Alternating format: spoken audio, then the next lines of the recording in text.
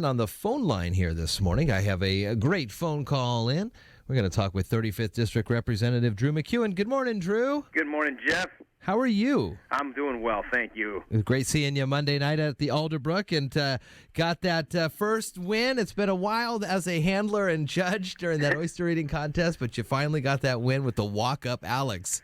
Yeah, picked him up off of waivers there right out of the crowd, and he ate 12. What was 11 dozen he ate, and he was finishing up the 12th dozen. Yeah, when the clock ran out, and man. It was something else to see that. It was quite the event. All right, let's go back to last week. Let's kind of get your thoughts on what transpired as we ended the third special session there. We got the budget passed there just with hours to go before the potential government shutdown. Now, what's in it that you like, you don't like, and how is this now going to set us up moving forward? Yeah, well, and first of all, we are still technically in session. We've got some unfinished work to do, and I'll circle back to that in a second. But on the budget, first and foremost, one of the things that I do like the most is that both parties, both chambers, and the governor's office, we all agree, in our opinion, we have funded and solved the McCleary issue. Doesn't mean that there isn't more education work to do. There always will be, but I believe from the court standpoint and all that we're finished and we're in compliance, and I think that's a good thing. And since I came into office in 2013, we have now increased K-12 education by 88%. We've nearly doubled it in 5 years. And for the first time since 1980, the entire state budget, over 50% of it, is allocated towards K-12. And I think we've gone a long ways towards finally making it truly our paramount duty, and we need to keep it that way. And so I do like that. I also like the fact that we were able to get this budget done without taxes on income or capital gains or the carbon tax. Those were all out there.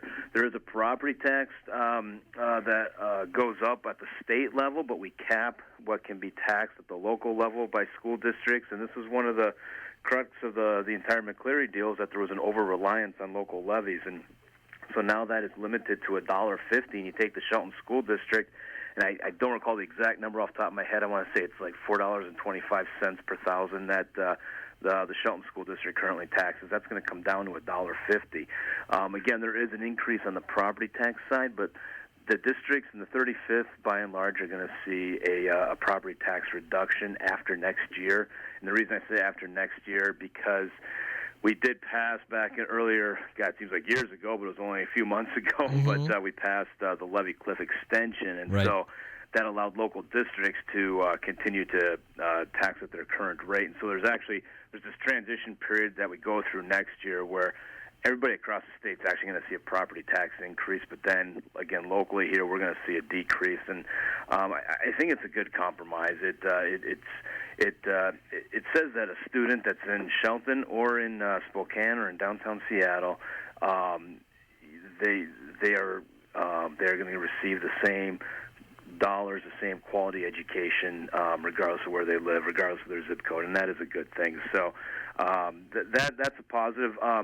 And there was in the overall tax package, there's some things in there that I think were good, some things that were bad, and I voted. It was an overall package. It was an omnibus tax bill. I voted against it, and the reason being is that it comes back to the will of the voters, and there are taxes in there that the voters have resoundingly rejected time and again, and the easy example is the tax on bottled water. And, when we see that at the ballot box, and voters are rejecting those things by 16-70% margins, for the legislature to come back and say, well, we're going to go ahead and do it anyway. That was a hard spot for me. That was why I was a no on that omnibus tax bill. Well, Drew, do you think, have you heard anything yet from the state Supreme Court on their idea that you guys have fully fulfilled that McCleary? Now, there's a hearing, I believe, I forget if it's at the end of August or beginning of September. There's a hearing that comes up, and there is a consensus in both the Republican and Democrat side, and in the governor. In fact, when we signed the budget, when the governor signed the budget into law on, I guess it was Friday night. He even made the statement. We have fulfilled it. They can't keep moving the goalposts. And it is not the court's role to legislate.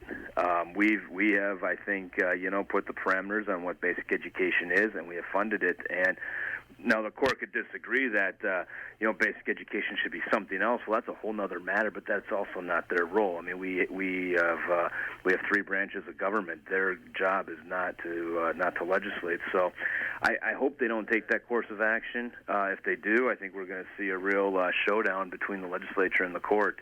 And at the end of the day, the court cannot force the legislature to do something that they do not legislatively want to do. And that's but having said that, again, I think we have put what we believe to be what we define as basic education. We've put that out there, and we have funded it, and we've removed that over-reliance on local levies by school districts.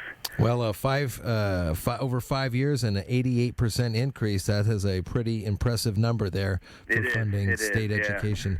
35th District Representative Drew MacEwen. Anything else to pass along? Yeah, so we still are trying to get the capital budget through, and and some legislation regarding the Hearst decision, which was a Supreme Court ruling regarding water rights, especially in rural areas, which would dramatically impact the ability of places like Mason County to have any further residential development. And at about 3 a.m. on Saturday, those talks broke down. The two are kind of tied together because you have to have 2/3 to pass the bond vote on the capital budget, and so there's the Reader's Digest version is that.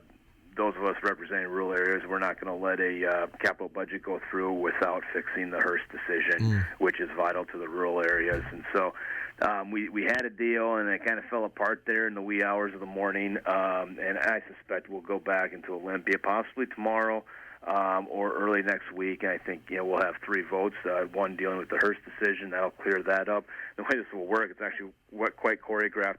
We would pass that legislation, and until the governor signs it, so he would sign it that day, we would then turn around and vote out the capital budget. And so those logistics and those negotiations are still ongoing, and I anticipate, though, that, like I said, it could be as early as tomorrow, but could be early next week, and get that last bit of business done, and we'll be out of here. Well, just a little bit of work then, and good for you, and good on getting that all wrapped up here before the end of June for the main budget for the state. And 35th District Representative Drew MacEwen, thank you so much, as always, to check in with us weekly on the progress with the legislature. And if you want, we can check back in again next week to see if all this gets wrapped up. Yeah, let's do that. I like that. All right, Drew, have a great day. You too, Jeff. Thank all you. Right, bye.